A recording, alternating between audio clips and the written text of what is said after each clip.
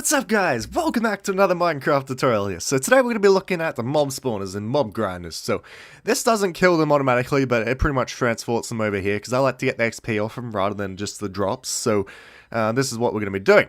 Instead of building a fresh new one, we're going to be looking very closely over this, so don't worry, you won't miss anything. You'll know exactly what to build. Just cuts out all that digging and stuff you have to do when you're building a fresh new one, so this will keep it nice and easy for you guys to follow. But as you can see, they spawn in there, they get transported up and around over to here. So it's fairly straightforward to do, it doesn't take long to do. If you want to make it so that they take 1 or 2 hits damage, not like this one, they take a couple of hits damage. Oh no, it is 2 hits damage. I did take it up to the height. Right, well, that needs to go up to 23 blocks in height off of this block that they fall on here. If you take it up to 24, any more than that, if you want to make it like 1 hit, well you can't really, because if you take it up 1 more, then they're more likely to die when they fall and hit the ground. So 2 hits isn't too bad. I mean, like if you have a wooden sword, that's 1 hit, right? So it's pretty straightforward. Alright, so now, let's jump into the mob spawner. What do we got in here? Let's light up the place a little bit so you guys can see a bit better. Better yet, we'll just use a night vision potion. Alright, so from this part, where your area is going to be, depends on what height you want to have it up. So on this, I just took it up 1 more height like this, and that's the area that I walk around in here. That's where that is. And then below the mob spawner, you're going to want to dig that down to 3. So 3 in height, because if you have it up 2, when they flow in the water, they'll jump up and they'll catch on this, and they will create some blockages and all that. And it'll be very bad to do so and all that. So depending on the size of your mob spawner, yep. This one's a bit more narrow, but you can widen it up to the original width and everything. It doesn't change anything. You're going to want to probably have a high roof on this as well, so it doesn't cause any problems that way. Occasionally you will have one that spawns up on there, but eventually he'll walk off and stuff. He's not going to create any major problems or anything, so don't worry about that. Alright, so then you're going to want to just place your water across there. And you're going to want to have your fences going across here to stop this water. I might go over this part here again, because this part's a little bit more complicated. You have to make sure you get it right and everything. So let's just go ahead and get rid of that. Alright, so after you got that, at the very edge of your mob spawner, so this was the original wall here, you're going to want to dig 2 under that. And then you're going to want to dig 2 down from where your water is. And then you're going to place 2 blocks on the corners like that. Simple, right? Alright, and then you're going to want to place your water on top of those blocks in the corners like that. And same on the other side. So you see how that block forms like that? This is the main reason I want to show you this. So if you have that, if they flow down here, they're going to get stuck in that, right? Because they just jump up and down. They're not going to go over there. So you're going to want to place another water bucket just off the side of that one, just there. You don't need to place one on the other side, just one on the side like that. And then, as long as the water's flowing, as you can see, they'll go down like that. You really don't want that block being there, because it'll cause a lot of problems, right? Alright, and then after you have that, you're just going to want to dig out a little pathway going down through here.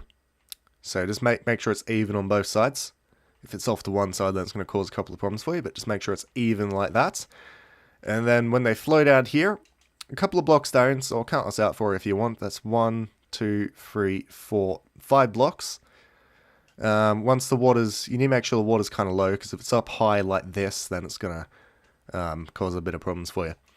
But once you reach the end like that, you're going to want to place a sign 1 above that water there, so just there. Then you want to place a water above it. Then you're going to want to place another sign, then water, sign, water. And keep taking that out to the height that you want, so if you want it down low, that's fine. If you want to kill them 2 hits, and take it up to pretty high, as I said. The hardest part is probably getting these 2 to match up, so I'd use your map's coordinates and stuff to work out where you are, so like the z-axis and all that.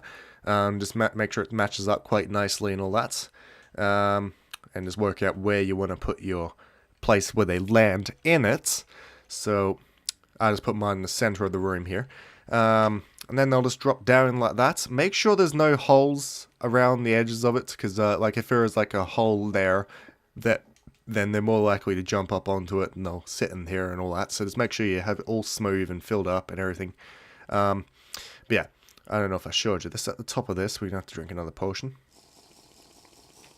Make sure that you have your thing going across here at the level of the sign with 1 water above it. Because if you have it the other way around, then it's going to cause a fair amount of problems for you. So just make sure it matches up quite nicely like that. And then they can just flow down along here. If yours goes a little bit further away from where you want them, then just drop that down and just continue the water flow. So like you drop that down by 1 and just continue it further along and stuff. And if your water doesn't meet up properly where your thing is, so like say your water's flowing off down into the hole, then just place a sign at the end of your water, and they'll stop the water from going any further, and then they can flow down here. So don't place it there, because then they'll just be sitting here. Make sure you place it above where your hole's going to be. And don't place it there either. Just make sure it's at the height of where your thing's going to be. Then they'll drop down, no problems. I'm going to have to take the other way out of here, otherwise we're going to get owned by mobs. Alright, so let's head back out here. Alright, and that's pretty much the basics of the spawner. So if you want to keep it looking nice and stuff, you can turn this into a window and stuff so you can see what's happening. I laid some glass along here so I can see if there's any blockages or anything like that. And there was also glass here and stuff. And also up there so I can see when they're going up and stuff. And make sure this thing is a little bit of a distance away from where the spawner is. If you have it like right next to it and the mobs are sitting close, the new ones won't spawn. But if they're a bit further away, the new ones are spawned. So you can go AFK and they'll keep spawning and spawning and spawning and spawning. And they'll pile up in there, and when you come back and you can kill them all at once. So make sure you have a little bit of a distance away.